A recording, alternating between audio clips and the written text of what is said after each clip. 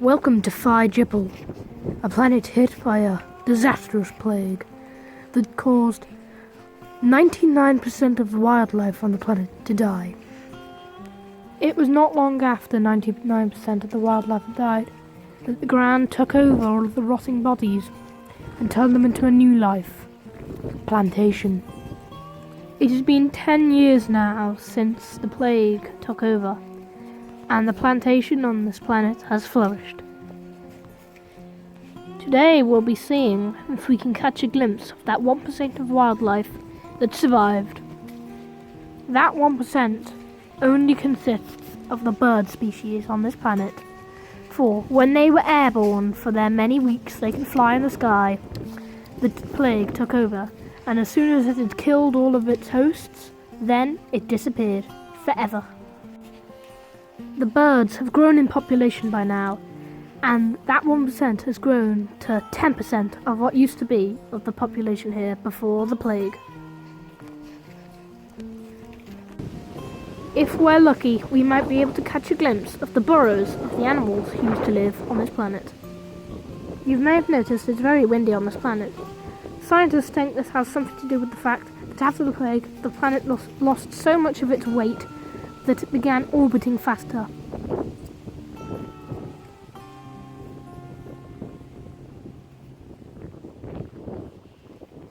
But what is this? It appears we have come across one of those burrows I was talking about earlier. This looks like it used to be home to one of the many species on this planet. Unfortunately, I cannot name the species, as we weren't around on this planet before the plague. Stone path seems to have been made by the primitive species that used to live on this planet. Although we know little about the species that used to live on this planet before the plague, we do know that they were very good crafters.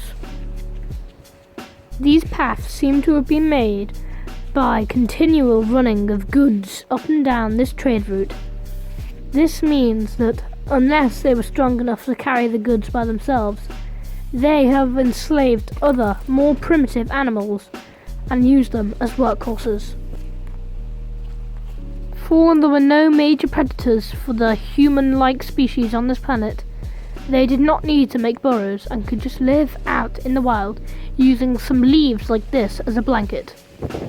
Only the small creatures which were hunted by these big humanoid species for prey needed to make burrows, much like the one we are seeing now.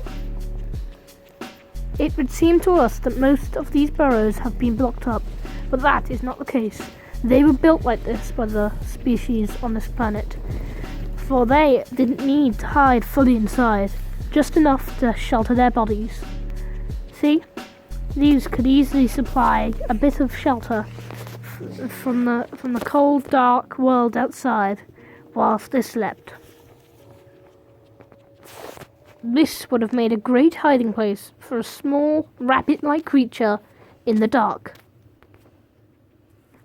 Although we do not know how they built these burrows, they certainly did build them somehow.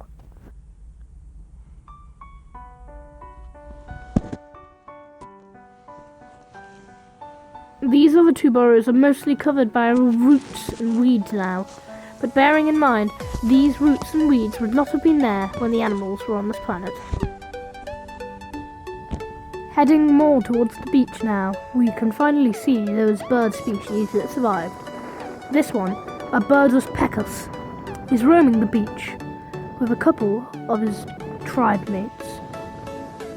These primitive species go about their day on the beach, pecking at the small molecules they call their food. These creatures are supposedly in numbers of thousands, although recent studies have shown that there is little but 500 of them left on the planet. This could either mean that they are running out of food molecules to eat on the planet and will shortly die out, or are just not breeding quick enough. These creatures are the smaller of the birdus species compared to their cousins, the birdus flappus, which we will see in a moment. These are the birdus flappus. They are mostly red creatures with black stripes down the middle. They are the bigger of the bird species, but still, surprisingly, about the size of a large chicken. They appear to be fighting for superiority at the moment with the bird peckers and are winning. Their numbers have been counted to be about 3,000. This means that overall on this planet there is just about 4,000 creatures left, for we have not seen a couple of them on this film.